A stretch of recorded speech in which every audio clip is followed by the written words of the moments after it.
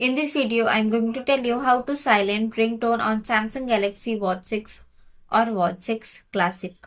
So welcome to another video of Tech. So to silent ringtone, first you need to open settings application. So for that, swipe up on your home screen of your watch.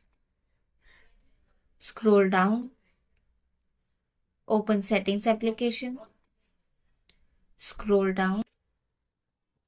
Tap on sounds and vibration. Scroll down. Here is the option of ringtone. Tap on it.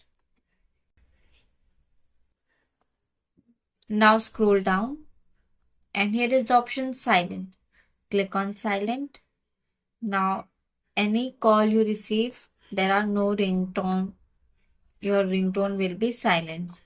You can manually also do it. Click on ringtone volume and then just drag it to lower, or if you want to increase, then drag it like this. So in this way you can mute your ringtone on Samsung Galaxy Watch 6 and Watch 6 Classic. Thanks for watching. Subscribe to TechSource.